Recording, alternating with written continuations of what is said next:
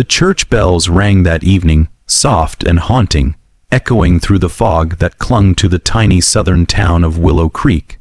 People gathered silently inside the old wooden church, their faces pale beneath the flickering candlelight. The air smelled of wax, dust, and fear. The pastor, Father Abram, stood tall behind the altar, his smile stretched too wide to be holy.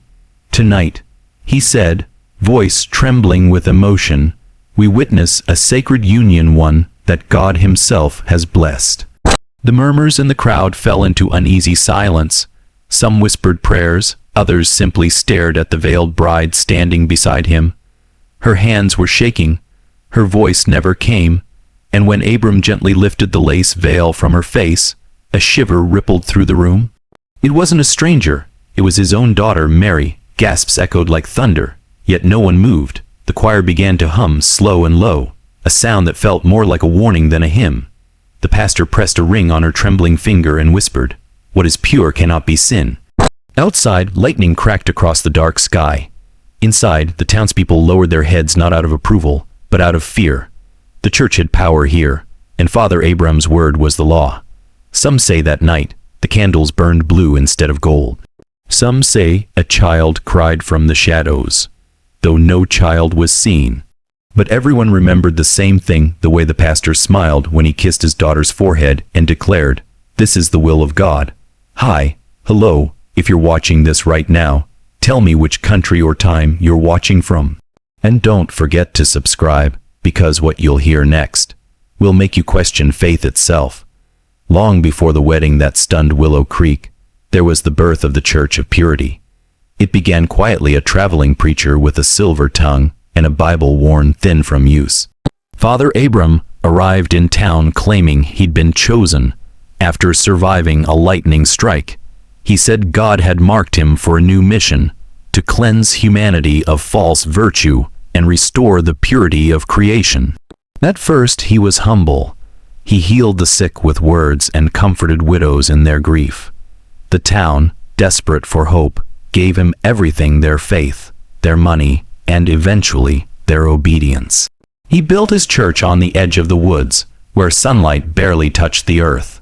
The locals said it was peaceful, but those who ventured too close swore they heard singing at midnight, hymns twisted with words they didn't recognize. Father Abram preached that sin was inherited through birth, that the world had fallen because families had strayed too far from their original bloodline. And slowly, he planted a seed that holiness could only be restored through divine union between the pure and the chosen. The congregation began to change. Women were told not to marry outsiders. Children were taught that love was obedience, and obedience was salvation. By the time Mary, Abram's daughter, turned 16, the Church of Purity had already rewritten every law of love in town. No one questioned him anymore. The sheriff prayed with him. The mayor donated land. The mothers stopped warning their daughters. And Mary, quiet, gentle Mary, grew up believing that her father was not just her parent, but her path to heaven. And when the vision came the night Abram claimed an angel had commanded him to take his daughter as his bride, no one dared to challenge it. They called it a divine covenant, and the church called it holy. If you've made it this far, tell me in the comments, do you think faith can blind people this deeply?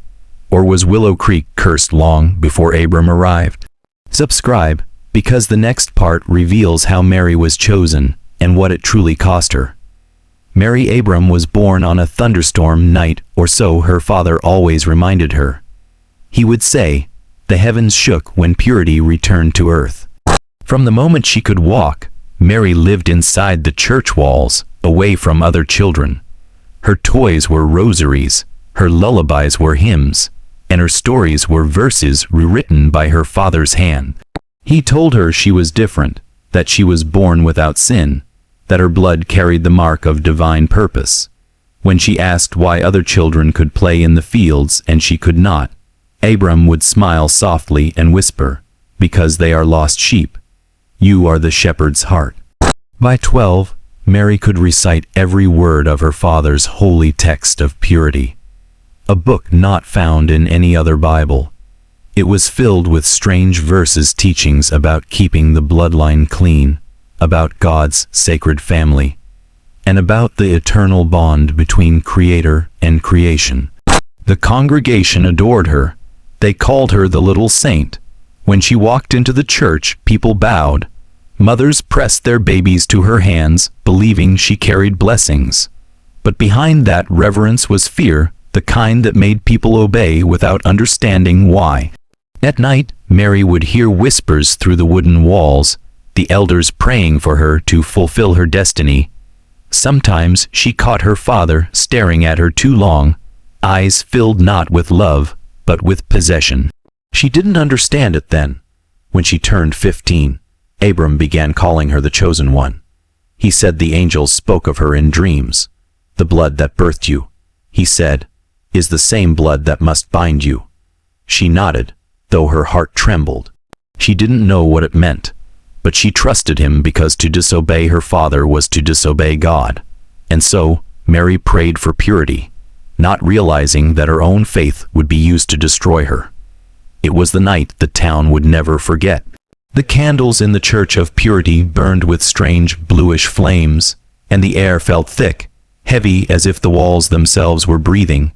Every pew was filled. No one spoke above a whisper. The rain outside struck the roof like quiet drumming. Mary walked down the aisle barefoot, her white dress hands stitched from the church's altar cloths. Her face was pale, her eyes distant. Father Abram waited by the altar, dressed in gold robes he claimed were sewn from the cloth of divine renewal. Beside him, the elders held open books, not the Bible, but Abram's own rewritten scripture. He began the ritual with a trembling voice. In the beginning, there was no separation between man and creation. Tonight, that purity is restored. The congregation repeated his words. Every syllable echoed like thunder. Then, one by one, the elders dipped their hands into a silver basin filled with red liquid, the symbol of divine blood. Abram said. They marked Mary's forehead with it, then his. A strange hymn began, slow, mournful, yet hypnotic. The words were in no language the townspeople knew. Some claimed it wasn't human speech at all, that it sounded more like weeping. When Abram took Mary's hands, she flinched. For a moment her eyes met his, and in them was something new.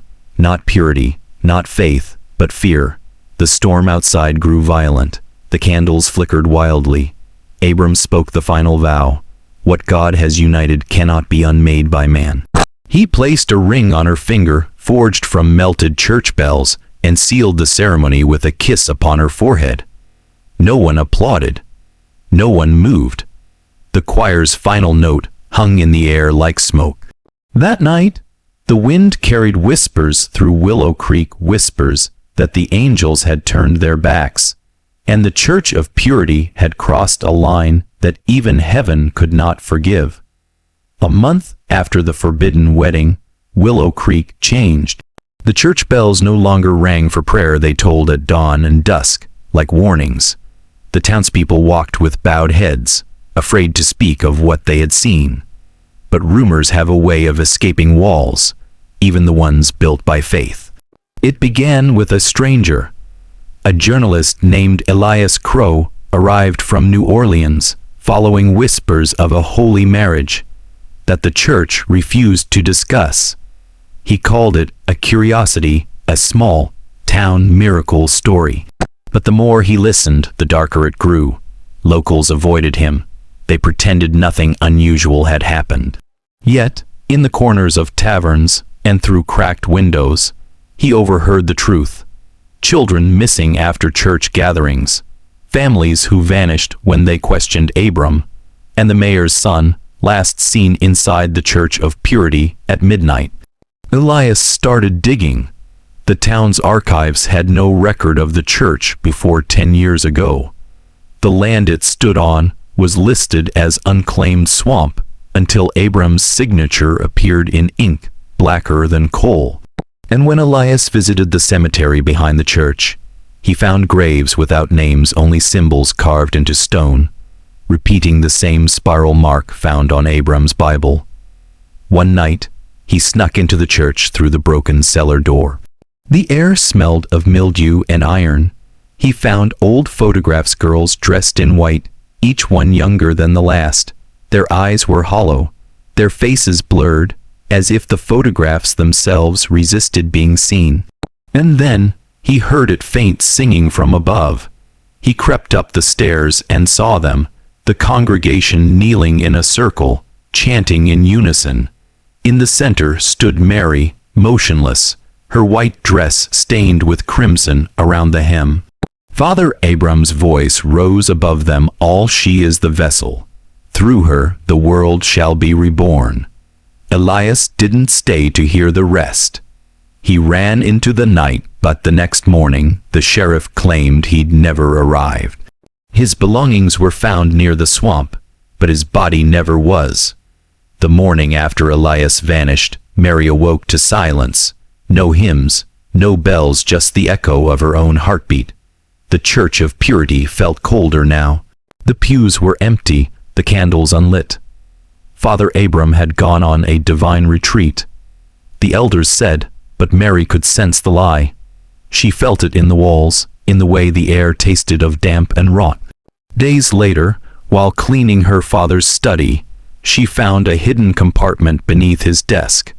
Inside lay a leather-bound journal, worn and heavy, its pages covered in his trembling handwriting.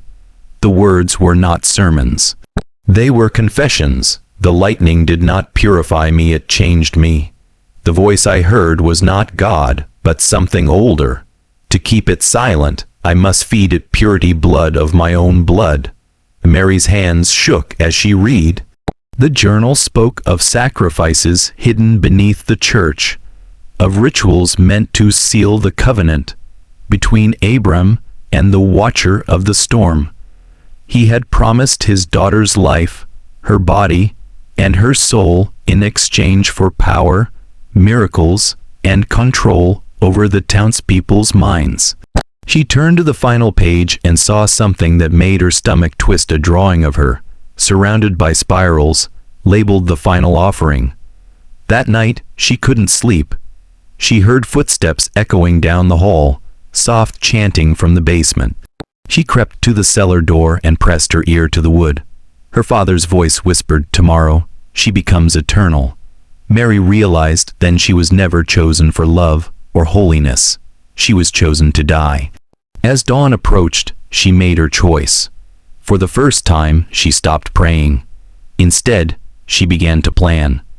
The storm returned that night. The same thunder that had marked Mary's birth now rolled above the church like judgment itself.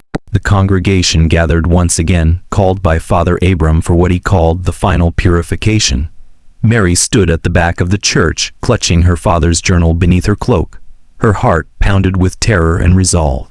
The townspeople filled the pews, faces blank, eyes glassy with blind faith.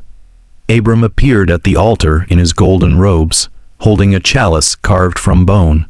He began his sermon, "Tonight, heaven shall reclaim what it created."